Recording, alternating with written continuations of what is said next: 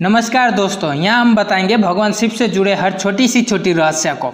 आज हम आपको बताने वाले हैं कि भगवान पशुपतिनाथ के बारे में। चलिए शुरू करते हैं। पशुपतिनाथ मंदिर एक प्रसिद्ध और पवित्र हिंदू मंदिर है जो नेपाल के राजधानी काठमांडू वैली बागमती नदी के तट पर स्थित है। इस मंदिर के परिसर को 1979 में यूनेस्को की वर्ल्ड हेरिटेज स्थलों की सूची में अंकित किया गया था। ये व्यापक हिंदू मंदिर प्रांगण, आश्रमों, चित्रों और पवित्र बागमती नदी से किनारे सदियों से पहले बने शिलालेखों का विशाल संग्रह है। पशुपतिनाथ के क्षेत्र में 518 मंदिरों और स्मारकों सहित 0.64 हेक्टेयर जमीन शामिल है। ये मंदिर पैगोडा शैली में निर्मित किया गया है और इसकी सुरक्षा मिलिट्री फोर्स और नेपाल आर्मी करते हैं।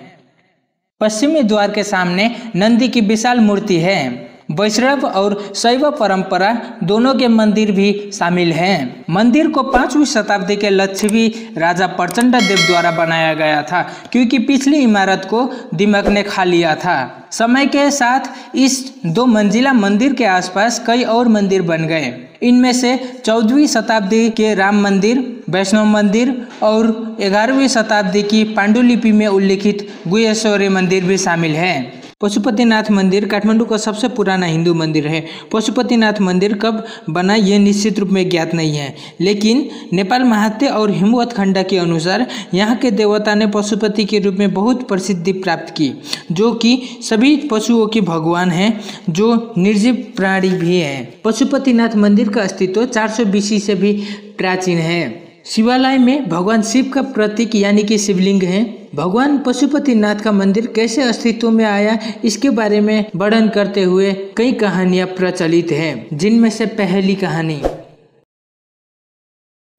शिव और पार्वती ने एक बार हिरण का रूप धारण किया और बागमती नदी के पूर्वी तट पर जंगल में रहने लगे।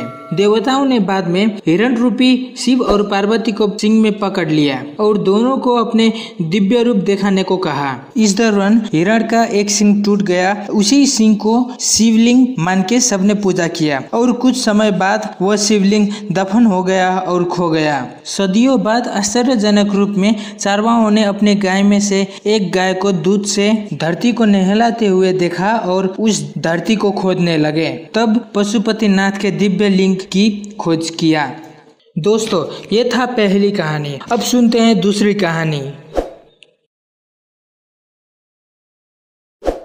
प्राचीन काल के गोपालराज आलोक वामशाली के अनुसार ये मंदिर एक लिच्छवी राजा प्रचंड देव द्वारा बनाया गया था, जो 753 AD में पशुपतिनाथ के प्रांगण में जयदेव द्वारा निर्मित पत्थर के शिलालेख के अनुसार 39वें शासक के रूप में हुआ था। दोस्तों, अब सुनते हैं तीसरी कहानी।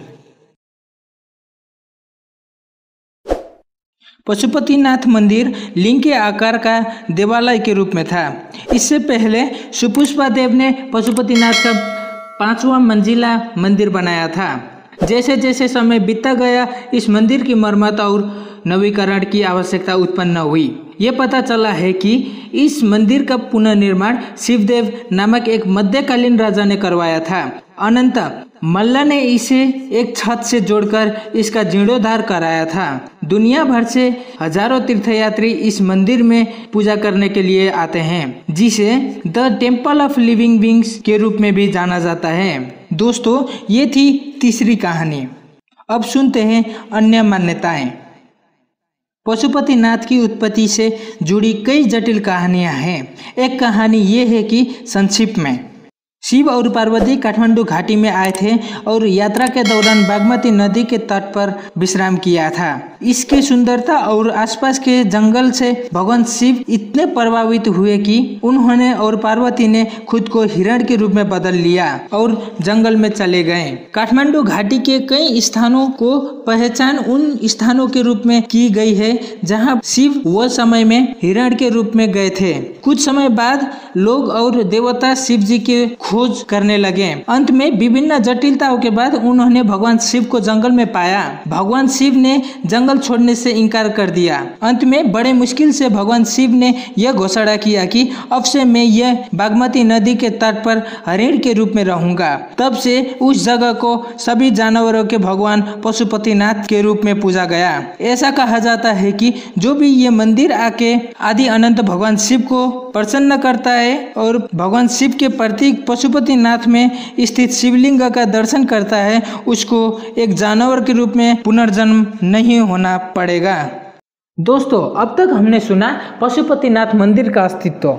अब जानते हैं पशुपतिनाथ मंदिर में शिवलिंग का खोज। कहा जाता है कि इच्छाधारी गाय कामधेनु ने चंद्रवन पर्वत पर एक गुफा में शरण ली थी।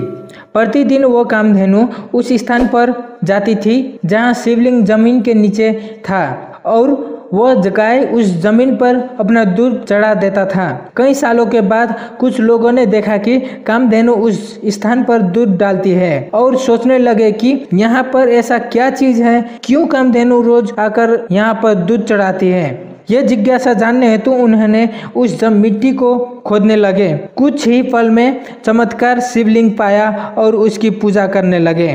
दोस्तों, ये था शिवलिंग की खोज। अब जानते हैं और थोड़ा सा पशुपतिनाथ के बारे में।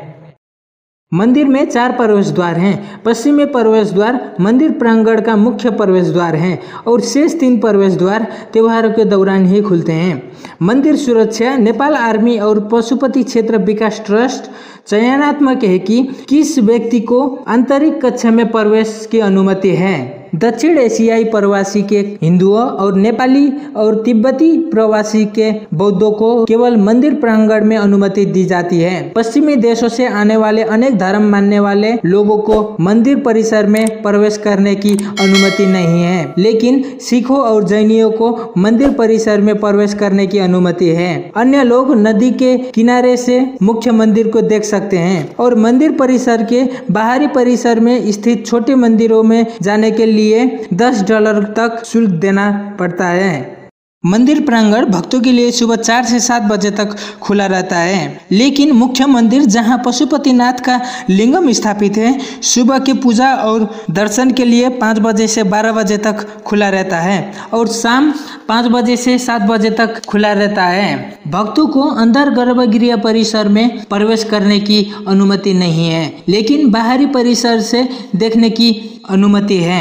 मंदिर के बंद होने का समय मौसम परिवर्तन पर निर्भर रहता है। सर्दी के मौसम में ये 6:30 बजे तक बंद हो जाता है और गर्मी के मौसम में ये 8 बजे तक बंद हो जाता है। तो दोस्तों, ये थी पशुपतिनाथ मंदिर के बारे में। आपको अंत तक वीडियो कैसा लगा? अगर अच्छा लगा हो तो लाइक कीजिए, शेयर कीजिए, कमेंट कीजिए। हर हर महादेव।